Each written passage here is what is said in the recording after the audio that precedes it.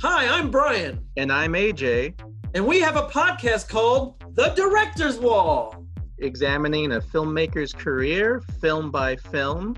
First up was M. Night Shyamalan, then Francis Ford Coppola. Who's next? Is there anything to this whole auteur theory? Find out on The Director's Wall. Subscribe via Apple Podcasts, Google Podcasts, Stitcher, or your preferred listening platform. I'm Larry Bishop, and you're listening to The World is Wrong podcast. We're here to tell you how the world is wrong. The world is wrong about The Island. The Island? Welcome to The World is Wrong, an extremely positive podcast where we celebrate films the world is wrong about. I am one of your hosts, and my name is Andras Jones. And I'm one of the hosts, and my name is Bryan Connolly. And today, as you just heard, we are looking at Michael Bay's The Island. The Island and the Bay. Bryan, you chose this film. Defend yourself. Yeah. I got your back. Already? Not against me, but against the onslaught of thoughts that just rushed out of our audience. It would have made Obi-Wan Kenobi duck. It's I guess, ask me why the world's wrong about it. Let's just start there. We're really good. We're going to start with that? Wow. Let's just go, yeah, and you then know we'll what? go from there. Okay, you know what? You're right. Let's get it out of the way. Okay, Bryan, tell us, how is the world wrong about the island? Well, it's interesting because I picked this movie because I remember thinking it was great, and I love Michael Bay. And then I watched it this week, and I was like, oh, I don't really like that movie. But there is a reason why I picked it. It is like, I wanted to... So, The World is Wrong, Part 1, about Michael Bay. He is dismissed as shit. He is dismissed as big box office Hollywood crap. He is considered oftentimes the poster child for big, bloated Hollywood excess garbage movies, brainless garbage movies. I disagree completely with that statement. I'm a huge fan of Michael Bay's, have always been. I've done many a thesis on him. I've made 3 movies now about Michael Bay. I'm just working through things in my mind. I met other filmmakers in the country who've also made films about Michael Bay, so there's a fascination about it. I have a friend who's trying to write a book about Michael Bay. It's like there's something about him that's more... There's definitely something more interesting than, say... I won't name names, but other Hollywood directors who even say a film by and their name, and we don't care about their movies. We don't even, there is no style. But Michael Bay does have a style, and he does have a unique point of view that is definitely him. And I think this movie I picked also because it's the only movie of his that he doesn't really like. I seem to recall reading an interview with him where he was very dismissive of it, and the reason was because the movie was a huge box office bomb. It's considered a huge Hollywood bomb. It cost a lot of money. In America, it did not make its money back. Worldwide, it made about $15 million profit, which is not a lot in terms of Hollywood stuff. So it's considered a failure. I don't think this movie's terrible. I think it's totally worth watching. Is it great? No. Is it a masterpiece? No. Are there parts of this movie that I consider masterful and amazing? Yes, definitely, and we will get into that. It is a ripoff of many other movies. It's basically Victoria's Secret, Logan's Run, or like whatever you want to say it is. It's very similar to many other movies. In fact, there was a lawsuit because of that for this movie. The movie, I think it was Clonus. The people who made that movie in the 70s sued this movie, and DreamWorks tried to dismiss it, and then the judge was like, no, actually, I think there was something to this, and the lawsuit went a little further along before it didn't work out. But on the surface, these are some problems here, but is this movie worth watching? Yes, it is. And it's time for people to go to the island. Hey, Andras, congratulations. You're going to the island! Wow, you really... This one, you really You really suckered me. You know, when you tell me that there's a movie that the world is wrong about, I take it really seriously. I'm like, I'm gonna, especially if I don't like it the first time I watch it. I'm like, okay, well, I'm gonna watch this until I appreciate it. I guess not always, but in this case, I've watched this. I've given myself the Ludovico treatment with this film, and now I find out you don't even like it. I wanted to do a Michael Bay movie. I've been wanting to do a Michael Bay movie all season, but I didn't want to do, like, there's a lot of his movies that Michael Bay fans or film fans like, so I can't really do those. And the movies that are his best movies, critics actually liked, like Pain and Gain.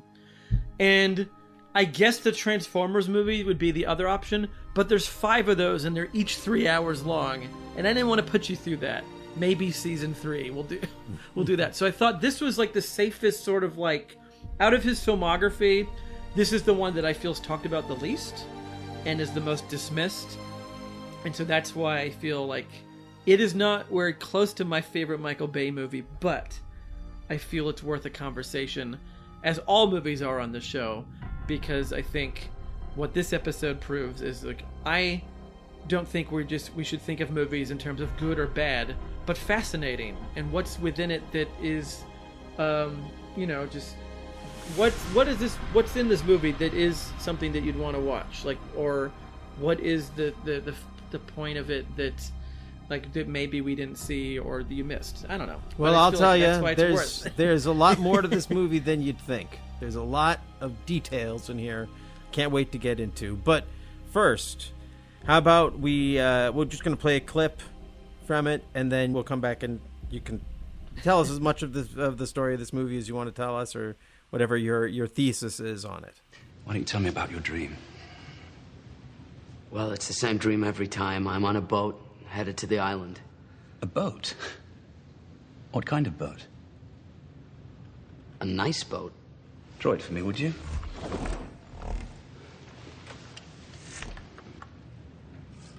So, you're heading toward the island. What happens then? I drown. Really? Why do you think that is? I don't know. You tell me. Maybe you're afraid of winning. Why would I be afraid of winning? You tell me.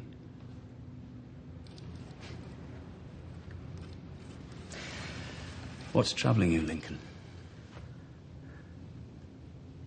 Well, it's just... All right, Tuesday night is tofu night. And I'm asking myself, who decided that everyone here likes tofu in the first place? And what is tofu anyway? And why can't I have bacon? I line up every morning, and I'm not allowed any bacon for my breakfast. And let's talk about all the white. Why is everyone wearing white all the time? It's impossible to keep clean. I'm walking around, I always get the gray stripe. I never get any color, and I hand it in to be cleaned, and someone cleans it and folds it neatly back in my drawer, but who? Who is that person? I don't know. I want to know answers, and I wish that there was more. More? Yeah, more than just waiting to go to the island.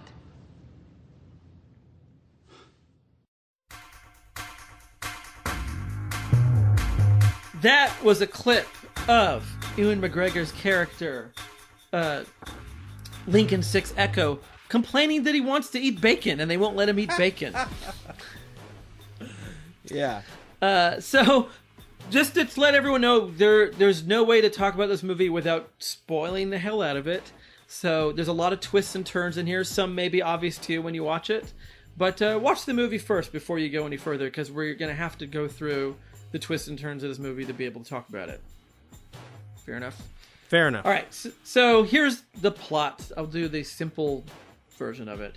So, we're in the future.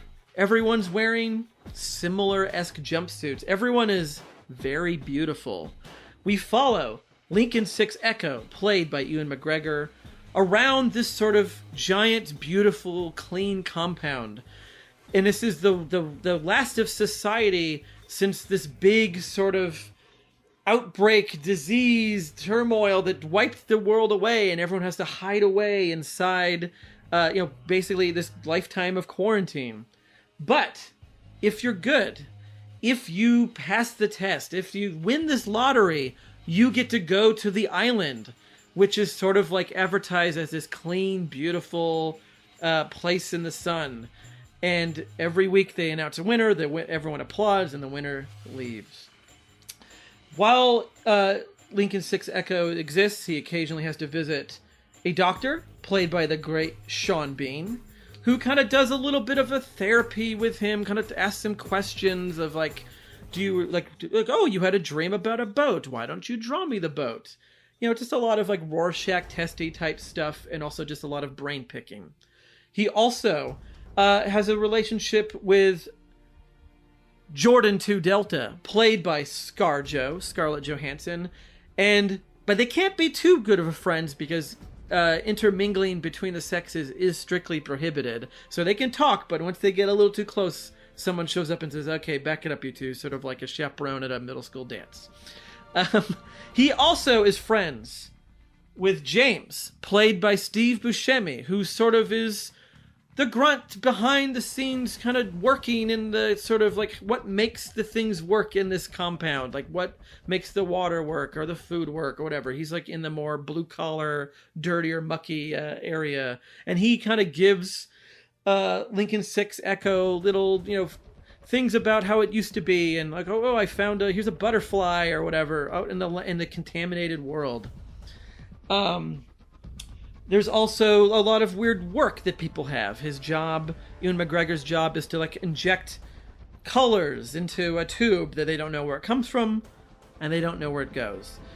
It's all very classic. It feels like that kind of classic 70s sci-fi. It's very Logan's Run. It's very much like that kind of like throwback to that sort of movie. But because it's a DreamWorks movie and because it's Michael Bay, it leads to all sorts of crazy big action scenes with things flying all over the place, as he does so well. And there's a lot more twists and turns as to who these people are, what they're actually doing, how far in the future are they actually living, who can you trust, who can you not trust. It kind of gets a little bit into that 70s paranoia film in a way as well. Mixed all in that great kind of Bruckheimer-esque blow everything up sort of glossy eye candy. But so this was his first film without Bruckheimer, right? Yeah, this was his first DreamWorks movie. And I think the reason why it maybe isn't as good as his other stuff is he was playing nice, I think, for Spielberg, so he can then be allowed to do the Transformers movie. Or this feels like a test drive for the Transformers movie. And we can talk about that a little later. I have some ideas and thoughts about that. But yeah, that's the island. There's definitely more to it. We'll get into it, I'm sure. But that's the gist of it. Yeah. This film is one heck of a milkshake. That's this is it. They just put they put so many movies into this one movie, and then just like, it's so great. I mean, it's not great, but it is. Well, it's like a milkshake, right? I mean, you like it while you're drinking it. I mean, this guy. I just made it just. Every time I thought of another film while I was watching this, I wrote it down. So, let's hear. I want to hear some of these movies. The Bourne Identity, Vanilla Sky, Minority Report, Logan's Run, The Matrix, Rosemary's Baby, Clockwork Orange, Tron, Capricorn 1, Escape to Witch Mountain, Star Wars, and The Green Mile. You forgot Baby's Day Out. I never saw Baby's Day Out. It's about a baby who goes out in the world and is climbing on buildings, and Joe Mantegna's trying to kill him, and it's just like a little 2-year-old. Oh. You know. Is that... maybe I gave too much away, but this movie kind of turns into Baby's Day Out, is all I'm saying. Okay. Yeah, okay. Oh, yeah, there's other... I mean, yeah, that's my... You know, someone hands me a milkshake, I take a sip, and I'm like, hints of Capricorn 1. And then you're like, you don't even know how many ingredients are in our milkshake. Yeah. I don't know. Like, so you've seen some Michael Bay movies. You're not down the road of obsession that I am. I mean, there's not that many of them. So, I realize now that I'm looking at them. I mean, they've all been huge, right? Bad Boys, The Rock, Armageddon, Pearl Harbor, Bad Boys 2, The Island. That's where we are right now. And then it's Transformers, Pain and Gain, and that's kind of it. Yeah. But, it's... I don't know. This is like right in the middle. This movie's right in the middle for him. And like I said, this feels like him playing nice. It feels like, it kind of reminds me of when the first Sam Raimi Spider-Man movie came out and you're like, this is good. I mean, that Spider-Man movie is way better than this. But like, you're like, oh, that's good. And then Spider-Man 2 came out and you're like, oh, this is a Sam Raimi movie. He was just kind of playing it safe before he can like really unleash. And I don't know if that was intentional on Michael Bay's half or he learned a lesson from this. Because so much of this movie does not feel like a Michael Bay movie to me. And it really is like the reason why I do like this movie and do watch it often, even though it's not perfect, is that 80-minute mark, that crazy freeway action scene with like those axles or whatever that is rolling off the back of the truck, just breaking, like it looks like $100 million spent on just 10 minutes. And that scene feels like that's Michael Bay, like really given, like that's a Michael Bay movie. And I think he maybe learned from this to like, don't hold back on that. And then when you get into the Transformers movies and everything after this, his movies are just like, masterpieces of maximalism that this movie doesn't quite get into. But like he really... Have you ever seen any of the Transformers movies? I have not. I have not. It's like maybe the sense I fell asleep. I don't know. They're great in their own special way. Like the way he does action, it's basically that 10 minutes in this movie, but for 3 hours of like, you have no sense of space. Like it's color, sound. It really is truly like, I feel tipping into like experimental film. It's like as close as a $200 million movie will ever get to like a Stan Brakhage movie. So anyways, okay, well, but let's talk about The Island. So it has problems, but... Well, hold on a second. Let me ask you a couple of questions here. Okay. Do you mind? Sure. Okay. Forget your most recent viewing. When you chose this, what were your thoughts and feelings about this film? What was it about this film? Was it really just that it was the least... It's probably the Michael Bay film that people have seen the least, right? I would imagine so, yeah. And I don't know, I remember thinking, like, that was kind of a crazy movie. I remember when I saw it in a theater, thinking, like, that was really wild and crazy, and it just sort of, like, moved at a breakneck speed, and like you said, felt like a milkshake. It just was just like, oh, it's like referencing all these crazy movies within this warning about the evils of cloning, basically. And so I was just excited to watch that again. I totally forgot when I picked it that it had to do with like kind of people in quarantine and there was like a thing going outside. Like I just didn't even make the connections of the reality that we are in when I picked this movie. Yeah. This is definitely this is a film that's very paranoid about medicine and needles and authority. Definitely. Not my intention as to why I picked it, because I'm not paranoid about those things.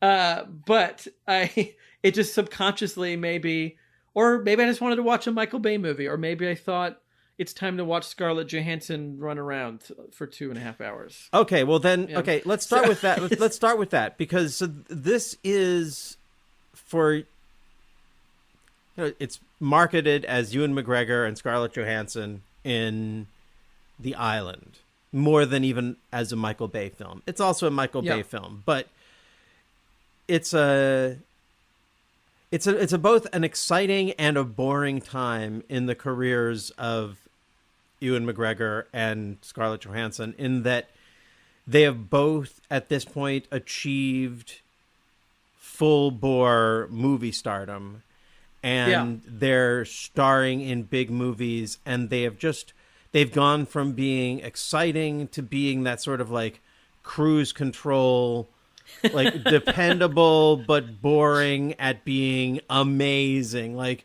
I know you're amazing, but we've just seen you be amazing so many times. But this film is still very much amazed, particularly with Scarlett Johansson, but I feel like with both of them. And does some great movie star service. And at the points when it is just sort of being its most pure cinematic, for me, is really these just odd, almost like TV commercial, like high budget TV commercial moments of very personal focuses on their faces and in their bodies in motion in the midst of these big, action scenes. But it'll take moments to just ogle like there, and not in a I think in a great way, not ogling in like a gross way, but just like, oh, the panic in her eyes at this moment. Let's really go in on that. And, or just the confusion in his face. Let's take a moment, and everything's moving so fast, but those moments kind of explode. That was one of the things, actually, other than the milkshake factor, which just sort of was like, when I surrendered to it, I was like, oh, this is a fun game.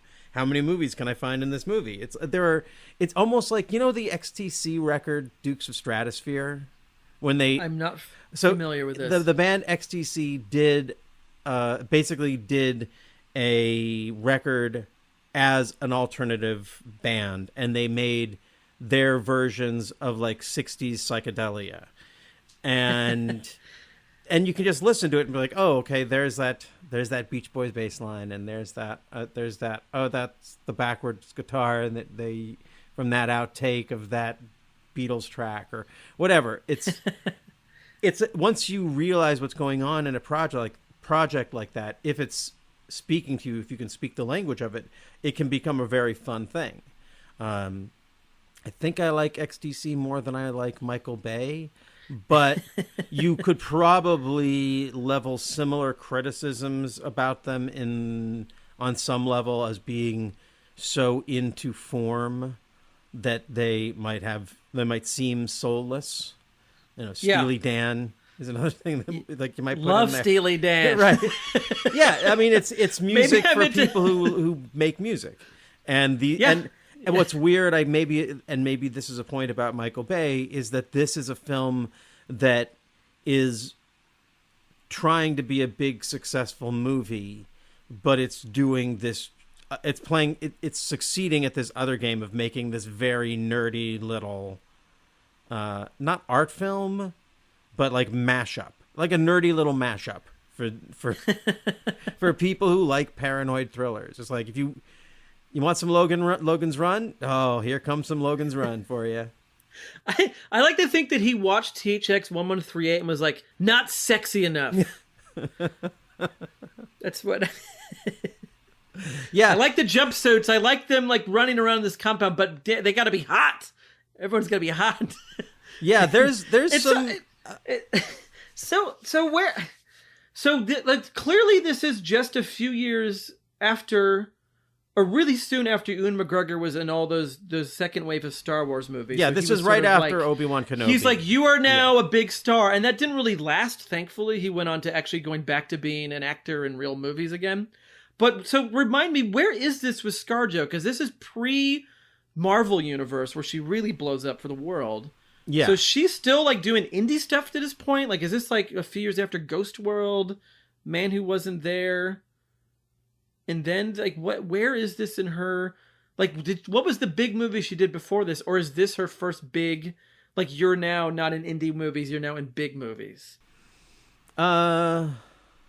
Well, actually, so this is right when she started working with Woody Allen on Match Point, and that's kind of, I feel like that was a turning point artistically. Like, there was this, it was definitely saying, I am now taking, and even like Match Point was both a turning point for her and for Woody Allen as a filmmaker, I think. And yeah. And she did like 3 movies with him, right? Does that seem right? I think there's like time where it seemed like that was what was happening, was they were just constantly making movies together. There was like Scoop. Yes, There's Scoop. Match Point. There was Scoop. The Vicky Cristina Barcelona. Yeah. Yeah. I've never seen any of those movies. Oh, yeah. Are they good? Because those don't look very funny. They are to me. Oh no, Scoop is funny, and Vicky Cristina Barcelona is really, really good. Okay. And Match Point is that's what I'm saying. Crimes and Misdemeanors without the comedy, right? Well, yeah, Match Point is very much just like a serious, dangerous film. You could look at it in the same way that you look at DiCaprio starting to work with Scorsese. Yeah. Or he's still doing some big stuff. Yeah. Or the turn we talked about with Nicole Kidman after Tom Cruise, where she just starts to take there's a point in certain movie stars' careers, the good ones, where you just notice that they go from being successful to knowing how to to just taking charge of their career. And a lot of times, I mean, if they're lucky, they get to collaborate with a great director. And so that's where, and this feels like it's part of the other world. Like the island feels like what she's getting away from to start making real films with a real director. And so, and I guess that's, you could look at that glass half empty as like, oh, she's finishing out this, but you could also look at it as finishing out that phase of her career with a certain amount of bravura. She's great in this. She gets to do a lot of different things, and I feel like she's strong. And she's undeniably a huge movie star. Like, this is the first kind of big, huge movie I think she ever did. And you can watch it and be like, well, of course. Like, of course she's going to be in more movies that make $1 billion around the world. She has that superstar quality, that is rare. It's not just because she's pretty, but there is something about her that is magnetic, that is interesting, that is compelling. And Ewan McGregor, I think in the same way, he's not as much of a big star, I feel, even though he's in Star Wars movies at the time. I think he feels a little more out of place here than her, for sure. But he is also so likable. Like, he just is, like, as a leading man, you really like him. And even though his haircut in this movie is terrible. Oh, come on. That is a terrible haircut. What are you talking about? That is some terrible he is the king of bad haircuts. Like, he's got so many bad haircuts in so many movies. And that spiky 90s That's basically that's my haircut from Nightmare on Elm Street 4, you bastard. But that's okay, because that was the 80s. This is 2005, and supposedly he taking can't place let it in go. the I future. understand. He loves Rick from Nightmare 4. And his... I take it back. It's a beautiful haircut. Amazing. Okay. It's fine. But then his American accent sounds like when Dave Chappelle does a white guy impersonation.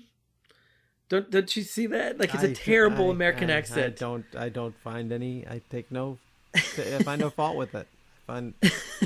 He just kind of talks like this, like, I want bacon. And it's like, this doesn't sound good. Like, and then spoiler alert, when the second Ewan McGregor performance shows up and he's speaking in his natural voice, you're like, okay, this is what he should have been doing in the first place. Makes sense for the plot, but, I just wish he didn't have an American accent, because it's just not good. When people from the UK go American, they should go Southern, because it works better for their accent to turn into a Southern accent. Here he goes more into the sort of Midwest, like, this is him from Ohio accent. It doesn't work. I just want to go on record saying that I believe that you hear what you say you're hearing, but I do not hear it. I think it was, of all the things in this film, that was not one of the things that took me out of it. And then let's talk about some of the second tier people real quick. Am I correct? Because you brought up the Michael Bay thing, that this is something of a reunion, a Rock reunion. Several of the actors, right, from The Rock are returning. For who's from The Rock in this? Tell me. Well, Buscemi. Wait. Armageddon. See, I don't know I read up on this, and they were saying that there was that Buscemi and Michael Clarke Duncan, I believe. Michael Clarke Duncan and Shawnee Smith are all in Armageddon. Yeah, it's a little bit of a family reunion, and Steve Buscemi is like a good old friend. Whenever he's in anything, no matter what the movie is, I get so happy to see him. It's sad because he's going to die in usually the movies he's in. He's like, you're going to die because it's Steve Buscemi. Oh boy! For a second there, I was like, why are you saying Steve Buscemi's going to die? In a movie. Okay. This was it's a long line of movies from the 90s and aughts where Steve Buscemi shows up and then he dies. Is this one of those movies? Well, you're going to have to watch this movie and find out. And then it's like Lucy with the football people. And I think Sean Bean is problematic in a way, in the same way that David Morse is in movies, because when they show up in a movie, they're gonna be the bad guy. That's just what happens when either a David Morse or Sean Bean shows up. He's gonna be the guy who seems good, and then he's not. Or again with Sean Bean, or is he gonna die? Because that's the Sean Bean thing: is you either gonna die, or you're gonna be the bad guy, or you're gonna be the bad guy and you're gonna die. And there was a long time where that was all Sean Bean gave us. He's very good, but it is sort of like you're kind of showing your cards a bit by having it be Sean Bean. Whereas if it was Tom Hanks, right, you would not expect him to be bad, or Harrison Ford. So I think maybe the casting, it would have been better to cast not Sean Bean. Though I can't complain because I love Sean Bean. Well, I just want to jump in here for a second. There's a few things where David Morse shows up and he's great and he's a good guy.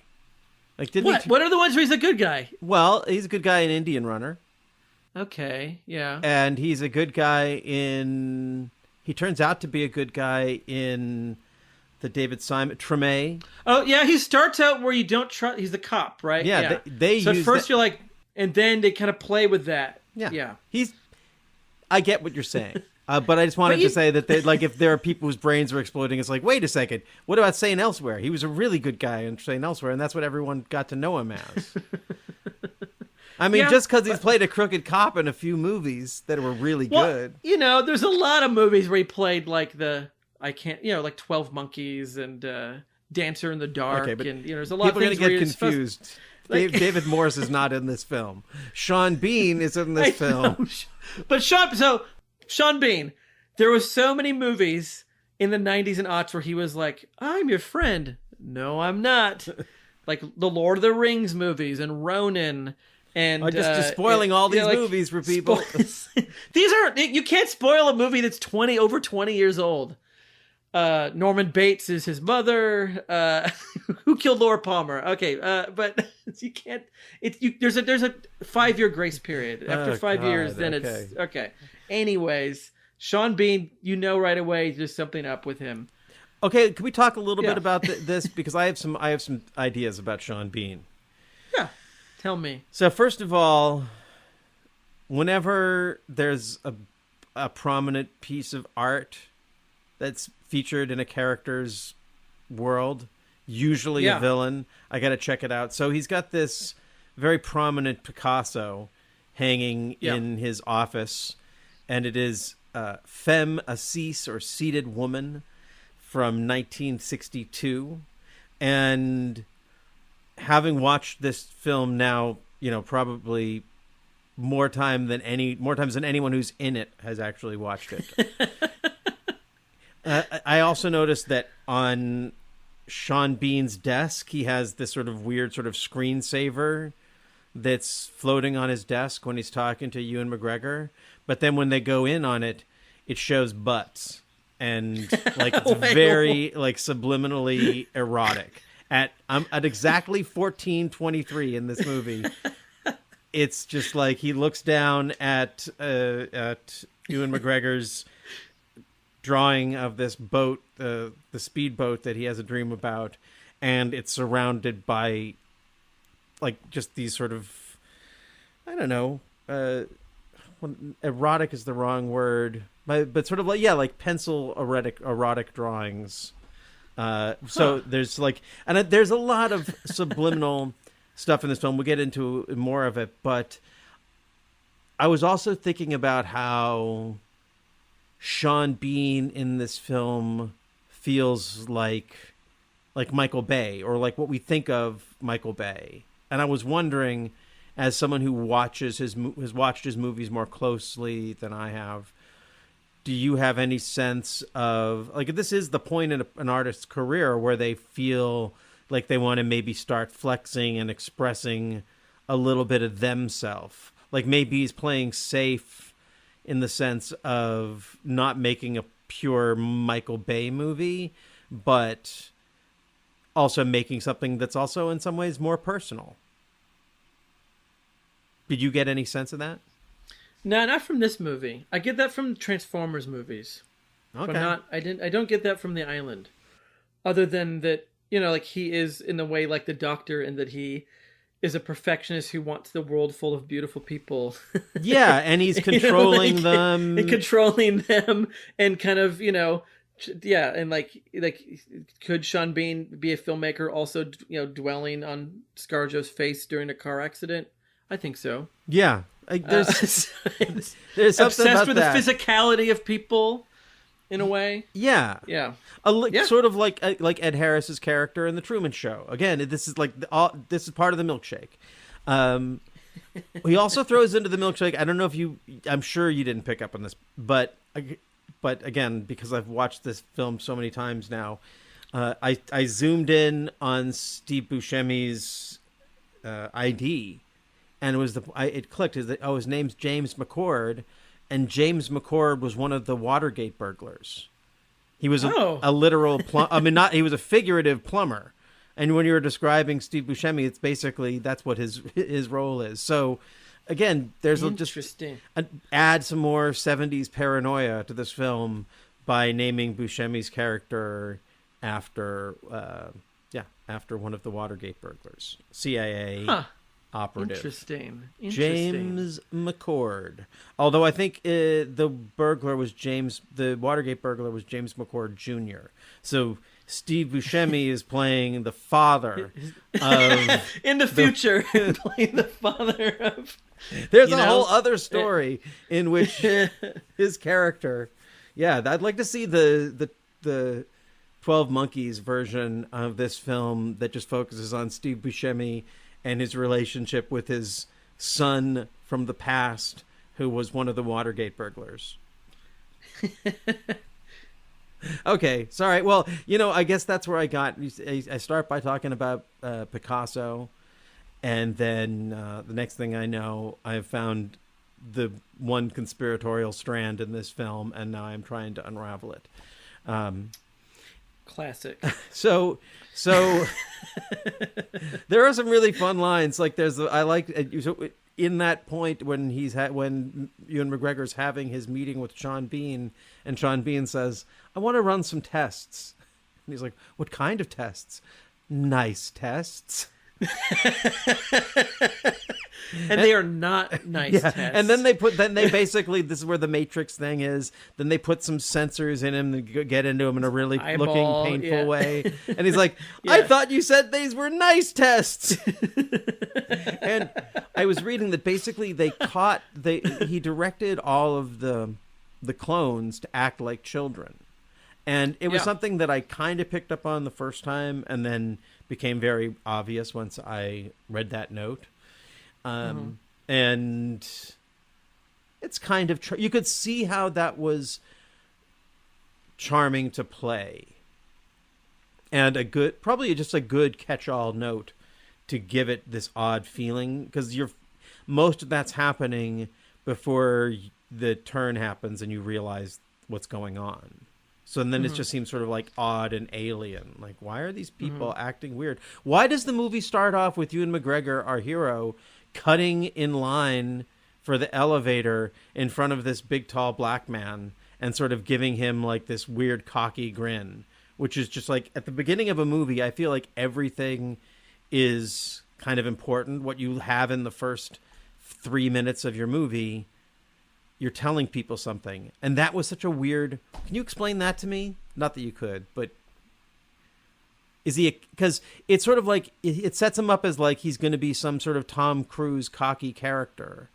But instead, he's really much more like Chauncey Gardner or Brother from Another Planet. Because that's them rushing to go to breakfast, and also because they're all excited about who's going to win the lottery. Right. Right? Yeah, but I don't... This image I don't even remember. Like you're telling me it, and I mean, just watched this. They actually have the dialogue. Like he says, when he says, "Oh, you cut," and he says, "I know," and then he gets in, and then there's no room. He's like, "No room," and then gives him a look. Like, I don't know. It's not a choice anyone would make today, thankfully, and it's just odd. It either went totally unnoticed. Or I don't know. If I was talking to Michael Bay, I could ask him this without it being accusatory. Like, why did you have this racist beat at the beginning of your movie? It's more like it's at the beginning of your movie. It's supposed to tell me something. What is this supposed to tell me? Just aside from even whether or not he's cutting in front of a black guy, just that your hero is cutting it, like that's the first thing you show. Also, he's curious about his missing left shoe, and that never comes back. Sorry, spoiler, folks. If you thought that this movie was you were going to find out what happened to his left shoe, he never finds the shoes. So Michael Bay totally breaks Chekhov's rule of the at the very beginning of this movie. The first concern is never addressed, unless we're supposed to think that the world is the other shoe. Like what? Where you're leave? I don't know. It's symbolism. I don't know. It's frustrating. It's a frustrating tease at symbolism. Okay. So, we were on Steve Buscemi, and he gives some interest. He's an interesting guy. The character, James McCord. Now, I don't think I remember seeing Armageddon. Maybe I did or didn't. What's Shawnee Smith's role in that? The one who plays Steve Buscemi's girlfriend in this film? Because she's an actress I really like. Oh, who is she in that movie? It's been so gosh darn long since I've seen that movie. I honestly couldn't tell you. I remember the big stars, but I don't remember her. Shawnee Smith is one of those actresses who shows up in films, and I always wish the film would follow her. I feel like she's just one of those actors. I happen to know her a little bit. She's friends of a friend. It's not like we're friends, but I've hung out with her a couple times, and she's a nice enough person in person. But on film, she just always has this quality of like something's going on. Like it's almost like it's bad casting because she's more interesting than whatever weird little role she has to do. Like this should be played by a less interesting actor. No offense, Shawnee, but you're too damn interesting. My wife was excited to see her, and I'm like, I'm not familiar with who this person is. Oh, people love Shawnee Smith. Okay, I'm part of the world that is wrong about her. Yeah, well, maybe we should do we'll have to do a Shawnee Smith episode at some point. So yeah, where else are we going on this film? They're being hunted down by Djimon Hounsou. Yeah. What else has he been in? I mean, he was in Amistad. Was the first movie I remember seeing him in. Right. One of Spielberg's most harrowing films to me. Really? Oh man, there's stuff that happens in Amistad that I just like.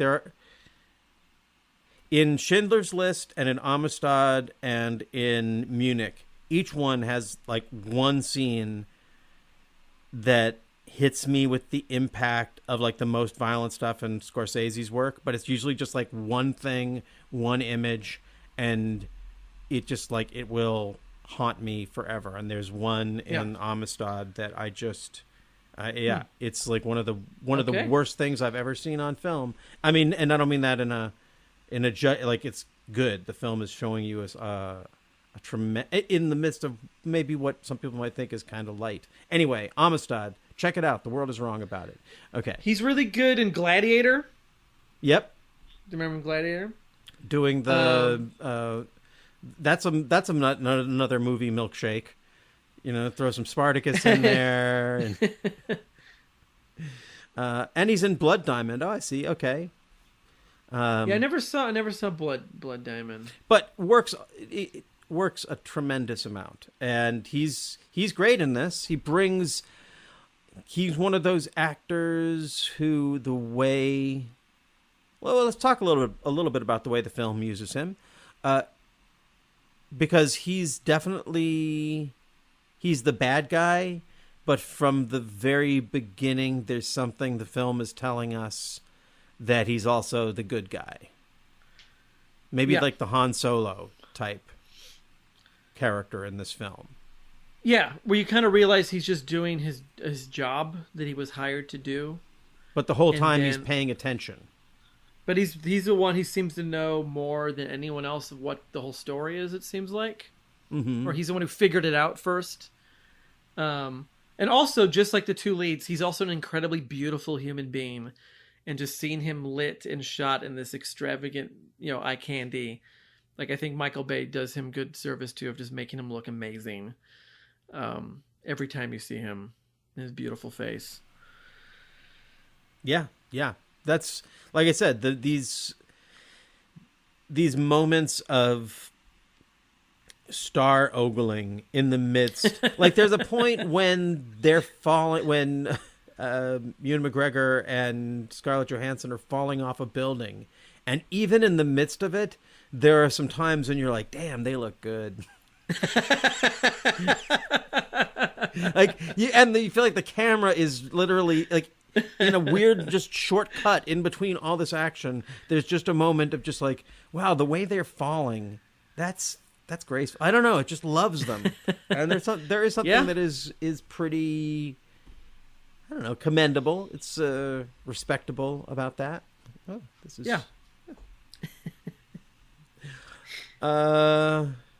what else do you want to tell us about this film? Oh gosh, I don't know.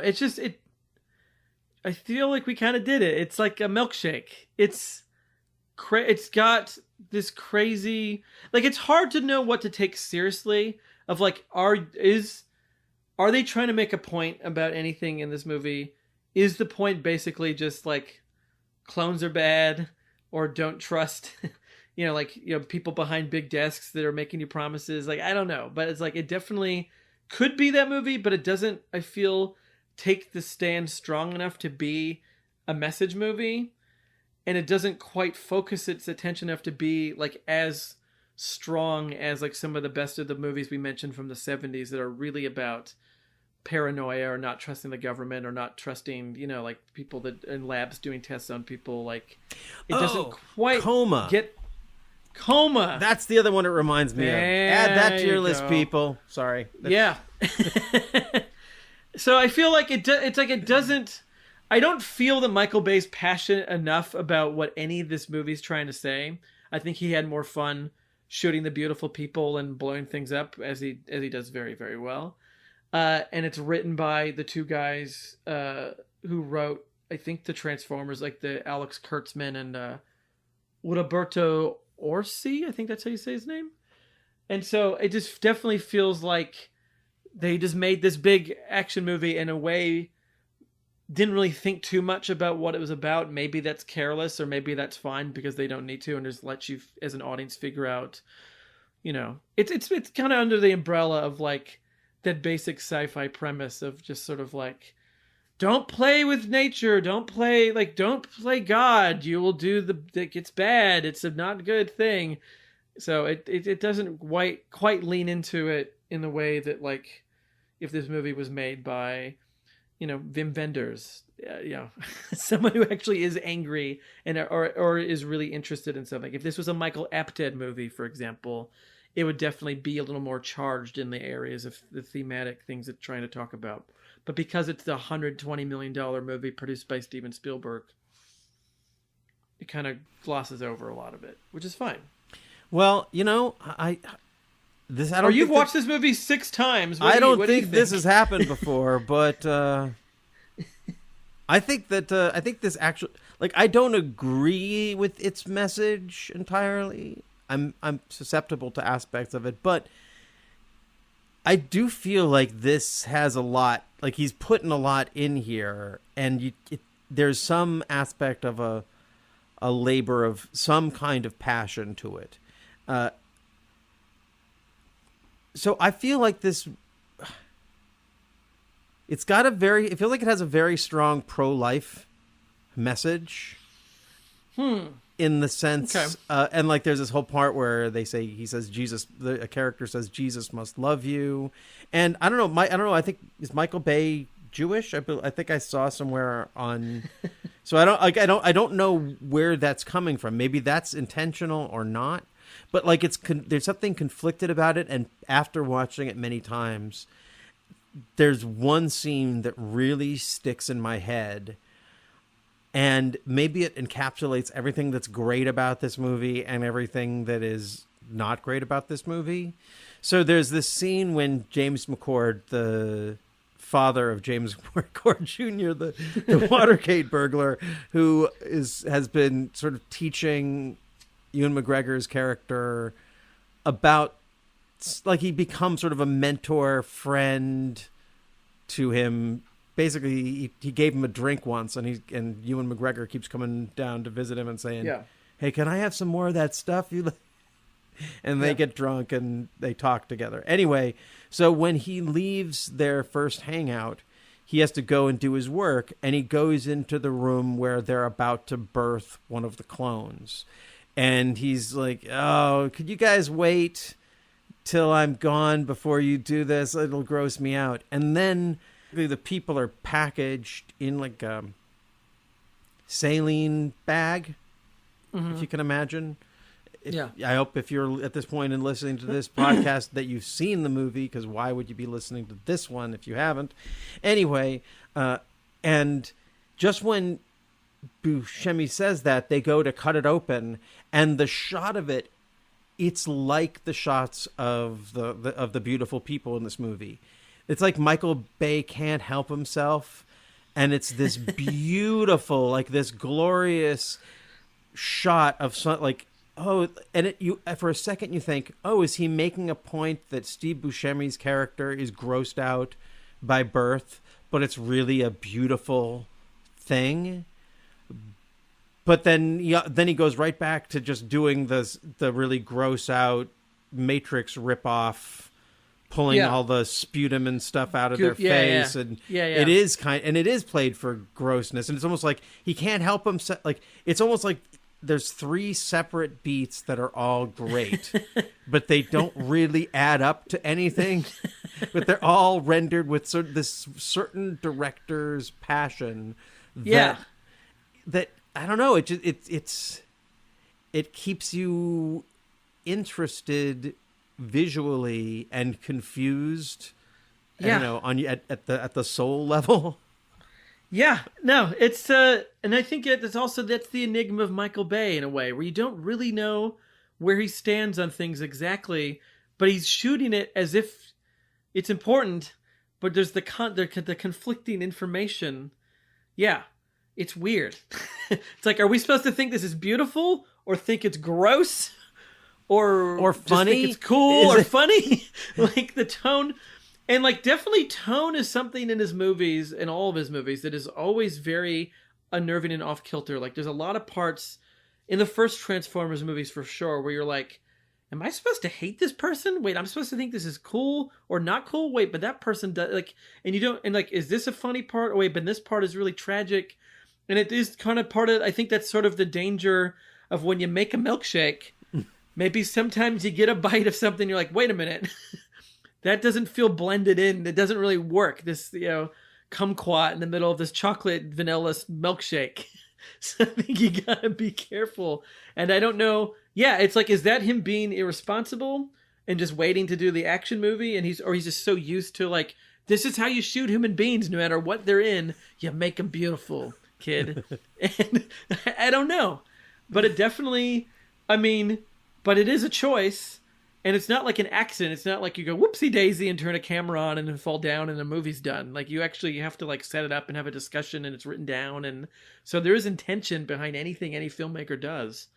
Sometimes accidental from what the point they were trying to make. But yeah, that is weird. That is a weird scene, especially the way it is directed and shot. I agree. Yeah, I mean, you hear it. It's like people who know how to, like, you get the sense that they're it's just like if you know how to make movies, but you don't know how to tell stories, or there's something like there's some disconnect of, yeah. I don't even want to, because it sounds like I'm judging, and what I'm trying to do is offer an odd defense. Like if you are a successful director in the way that he has been for the time that he has been, then you really don't have time to have a life that gives you any stories to tell. So yeah. So then you get something like this, and I would say it's funny because we talked about it when we were guests on the Pure Cinema podcast, where I feel like kind of the same thing about U-Turn. And I feel like Oliver Stone obviously has lived more of a life than Michael Bay has. And so there's more stuff in the tank, but it still has the same quality of like, okay, with that, it's like someone who I have more affinity for just having fun with pushing buttons, or just with cinema, having fun with cinema.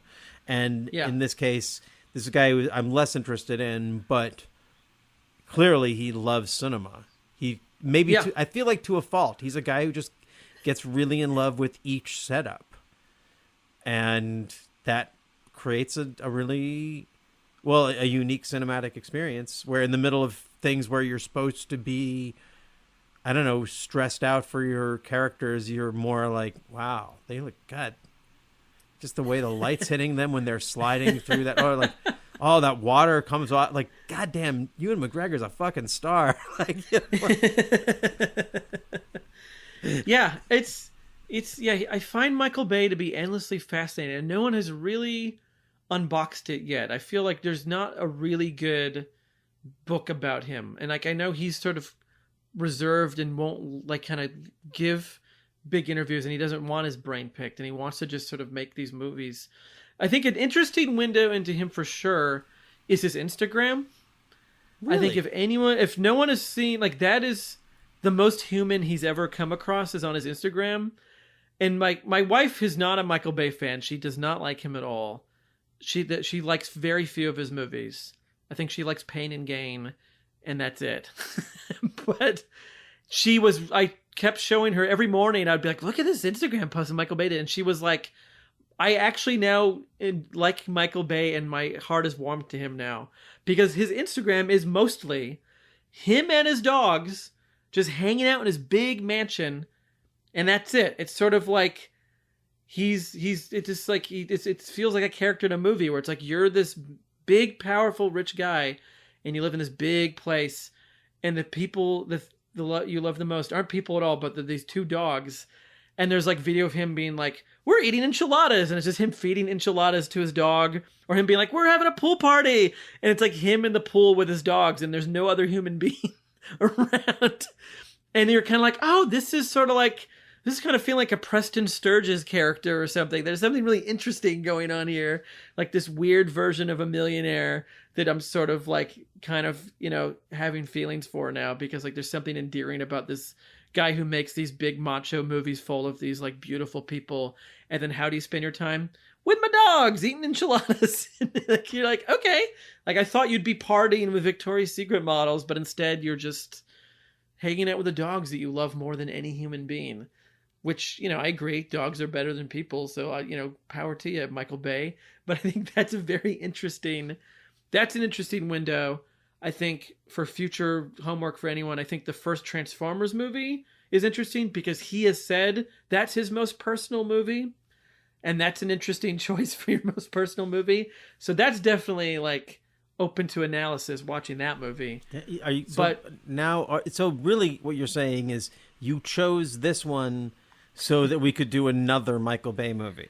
I feel like it's sort of like doing Jack and Jill. It's sort of like, okay, the door is now a little bit open, and I don't want this to turn into the Michael Bay or Adam Sandler podcast.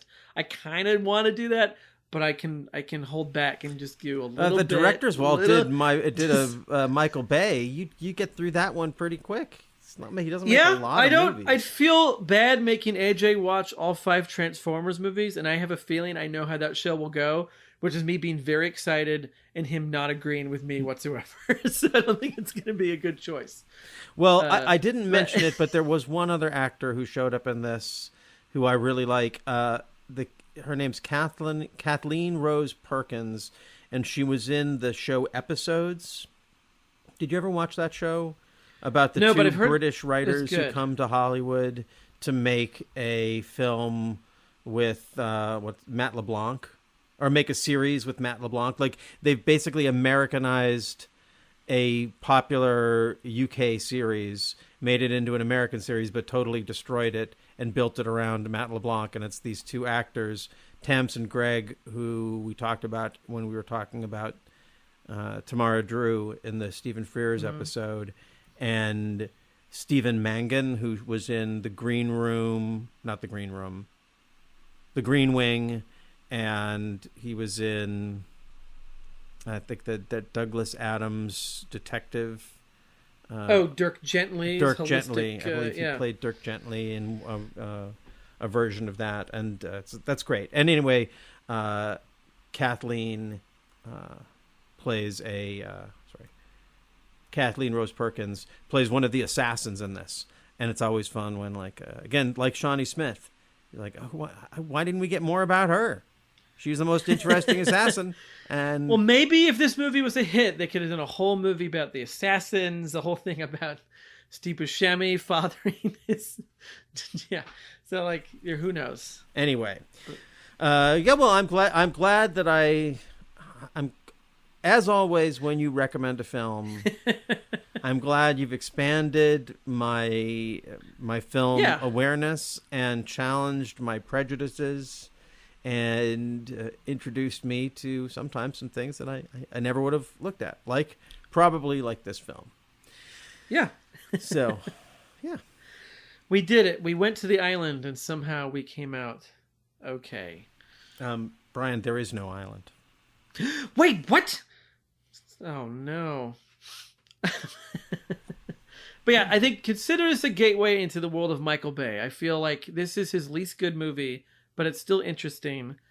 And if you branch from before and after this, it's all something really interesting. So this film is kind of like a canal. Mm-hmm. Leading us into the bay. Yeah. Exactly.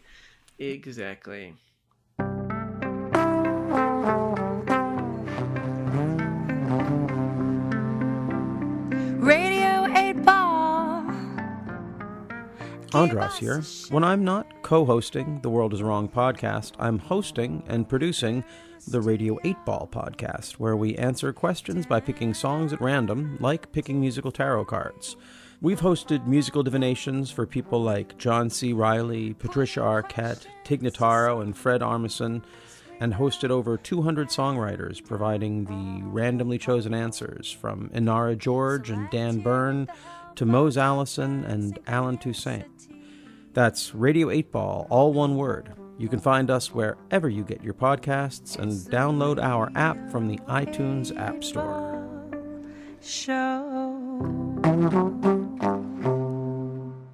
He's Steve Littman. And she's Candy Clare. And together we figure it out. Join us as we take on life's unanswered or overly answered questions. Our guests include comedians, healers, environmentalists, bake-off contestants, and some nonsense from our beloved intern Dine.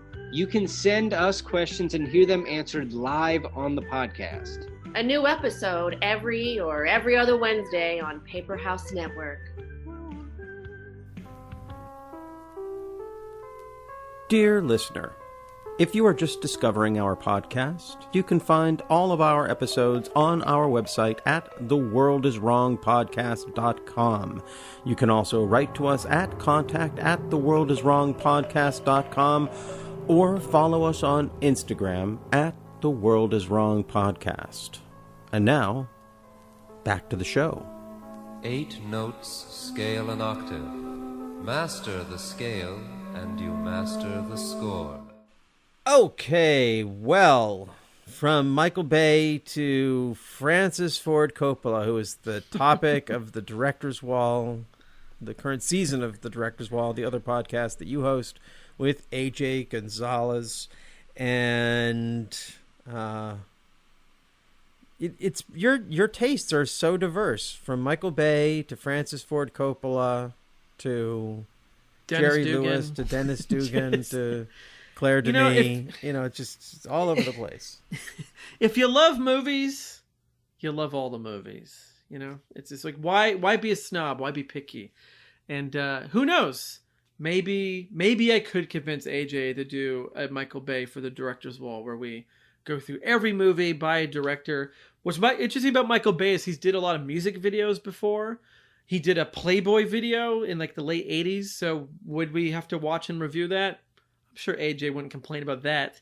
He would definitely. So maybe that would definitely be an interesting thing to see. Is there anything personal from Michael Bay in a Playmate, home video or a music video? I don't know. What's the closest connection Michael Bay to Francis Ford Coppola?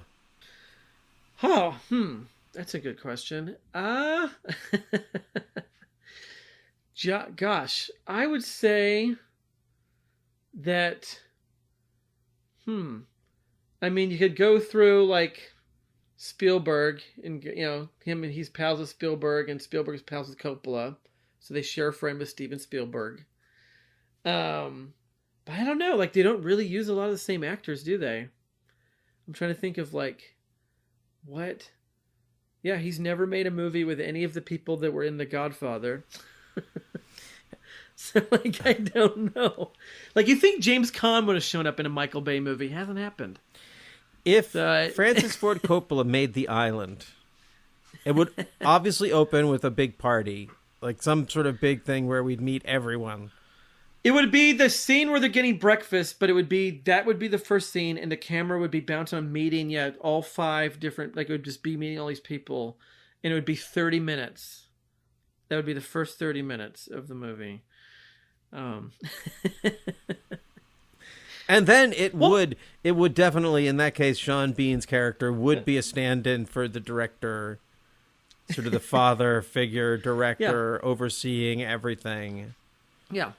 And this movie is also very similar to a THX 1138, made by George Lucas, who was good friends with Francis Ford Coppola. So I mean, just you kind of tie it together a little bit. Not really, but sorta.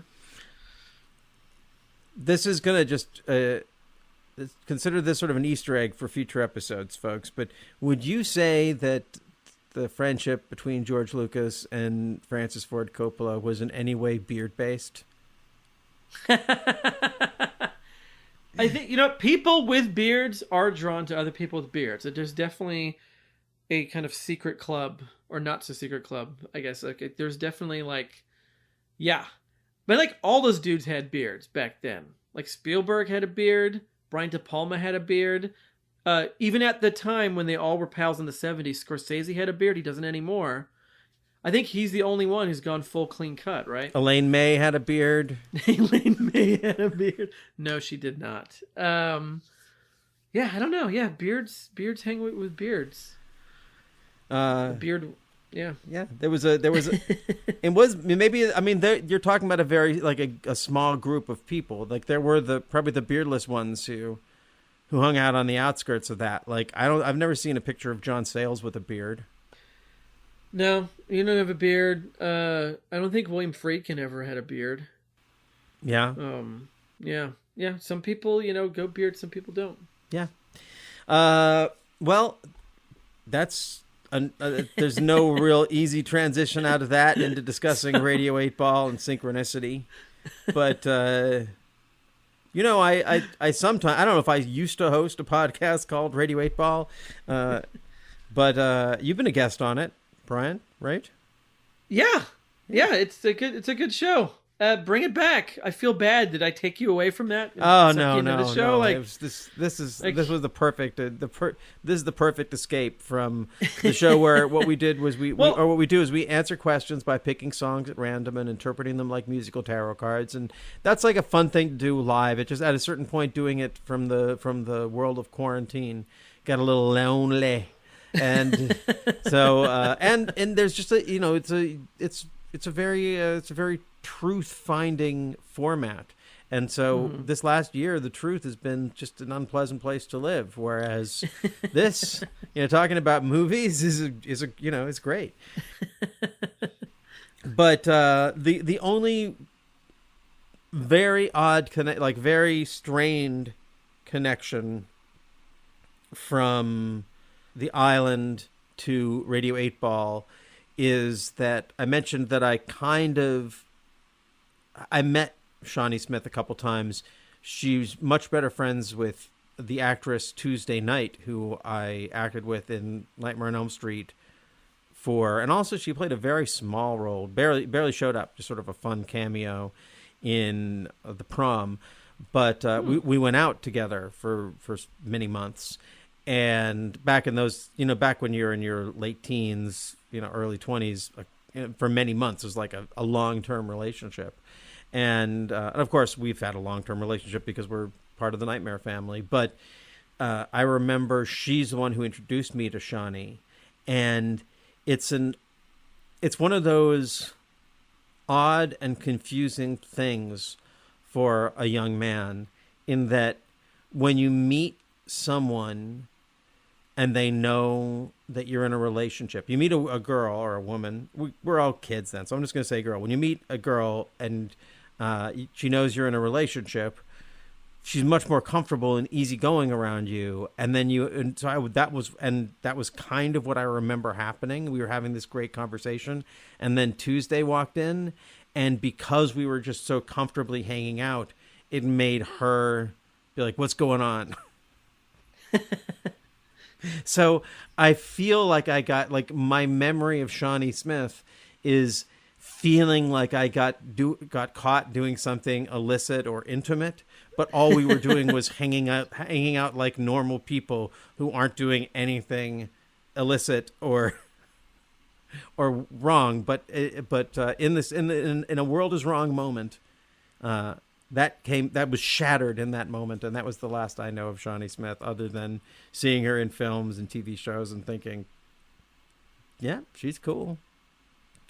Anyway, haven't had Shawnee Smith on Radio 8 Ball, but I have had Tuesday Knight on Radio 8 Ball several times, and because she makes music. She actually sang the Nightmare on Elm Street theme song for the movie The Dream Master, and she was on an episode of Radio 8 Ball singing the Dramarama song that was in my karate scene in that movie with John Easdale, the lead singer of Dramarama.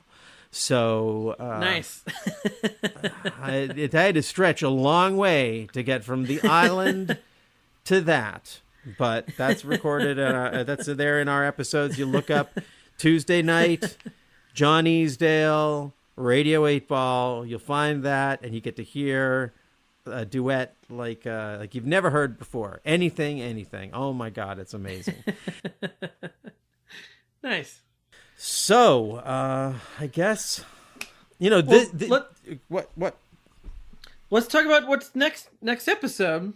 Another episode full of beautiful people, but people with beautiful voices. So many beautiful voices.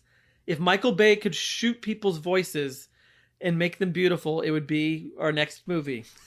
Yes, we are going to be covering High Society from 1956 with the music by Cole Porter, starring Frank Sinatra, Bing Crosby, Louis Armstrong, Grace Kelly. It is it's quite something. It's quite a film. Yeah, I'm pumped. Anyway, if you like this podcast, you can have our eternal gratitude It's we love making these podcasts for you. And if you have any responses, please write to us at contact@theworldiswrongpodcast.com. You can find us. We post clips for all the movies that we cover at our Instagram, and that's at The World Is Wrong Podcast on Instagram. You can also find us on YouTube. All the links for all these things are in the show notes, as well as links for the Director's Wall and Radio 8 Ball. And, well, you know, if you watch The Island and you related to it, it's probably because on some level you know that the world is wrong. And it's probably wrong about you. And you might be a fucking clone. I like it. Oh, Mac, look, they got matching bracelets now. We should do that. Susie, do you remember the talk we had about all the talk? Mm-hmm. Yeah. Actually, would you please run down to Red's and pick us up a six or a bud? We've got the talk shop. Okay, baby. Just making friends. I know, good.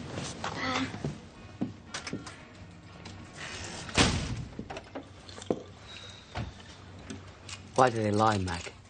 Why do they lie to us? Tell me. To keep you from knowing what you are. What we are? What are we? Oh, man, why do I gotta be the guy who tells the kids there's no Santa Claus? Okay, look, you're,